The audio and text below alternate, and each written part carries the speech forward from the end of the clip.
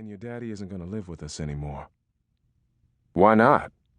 I asked again, choking back the tears.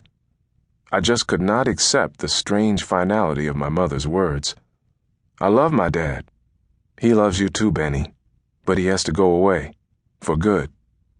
But why? I don't want him to go. I want him to stay here with us. He's got to go. Did I do something to make him want to leave us? Oh, no, Benny. Absolutely not. Your daddy loves you. I burst into tears. Then make him come back. I can't. I just can't. Her strong arms held me close, trying to comfort me, to help me stop crying. Gradually, my sobs died away and I calmed down, but as soon as she loosened her hug and let me go, my questions started again. Your daddy did. Mother paused, and young as I was, I knew she was trying to find the right words to make me understand what I didn't want to grasp. Benny, your daddy did some bad things. Real bad things. I swiped my hand across my eyes. You can forgive him then. Don't let him go. It's more than just forgiving him, Benny. But I want him to stay here with Curtis and me and you. Once again, Mother tried to make me understand why Daddy was leaving, but her explanation didn't make a lot of sense to me at 8 years of age. Looking back, I don't know how much of the reason for my father's leaving sank into my understanding. Even what I grasped, I wanted to reject. My heart was broken because Mother said that my father was never coming home again. And I loved him.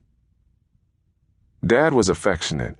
He was often away, but when he was home, he'd hold me on his lap, happy to play with me whenever I wanted him to. He had great patience with me. I particularly liked to play with the veins on the back of his large hands because they were so big. I'd push them down and watch them pop back up. Look, they're back again. I'd laugh, trying everything within the power of my small hands to make his veins stay down. Dad would sit quietly, letting me play as long as I wanted. Sometimes he'd say, "Guess you're just not strong enough," and I'd push even harder. Of course, nothing worked, and I'd soon lose interest and play with something else. Even though Mother said that Daddy had done some bad things, I couldn't think of my father as bad because he'd always been good to my brother, Curtis, and me. Sometimes Dad brought us presents for no special reason. "Thought you'd like this," he'd say offhandedly, a twinkle in his dark eyes. Many afternoons I'd pester my mother or watch the clock until I knew it was time for my dad to come home from work.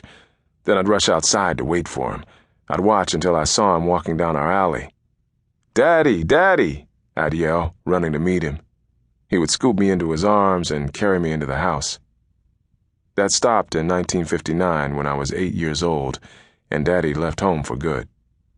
To my young, hurting heart, the future stretched out forever. I couldn't imagine a life without Daddy and didn't know if Curtis, my 10-year-old brother, or I, would ever see him again. I don't know how long I continued the crying and questioning the day Daddy left. I only know it was the saddest day of my life, and my questions didn't stop with my tears. For weeks, I pounded my mother with every possible argument my mind could conceive, trying to find some way to get her to make Daddy come back home. How can we get by without Daddy? Why don't you want him to stay? He'll be good. I know he will. Ask Daddy. He won't do bad things again. My pleading didn't make any difference. My parents had settled everything before they told Curtis and me. Mothers and fathers are supposed to stay together, I persisted. They're both supposed to be with their little boys. Yes, Benny, but sometimes it just doesn't work out right. I still don't see why, I said. I thought of all the things Dad did with us. For instance, on most Sundays, Dad would take Curtis and me for drives in the car. Usually we visited people, and we'd often stop by to see one family in particular. Daddy would talk with the grown-ups while my brother and I played with the children. Only later did we learn the truth. My father had another wife and other children that we knew nothing about. I don't know how my mother found out about his double life, for she never burdened Curtis and me with the problem. In fact, now that I'm an adult, my one complaint is that she went out of her way to protect us from knowing how bad things were. We were never allowed to share how deeply she hurt, but then that was my mother's way of protecting us, thinking she was doing the right thing.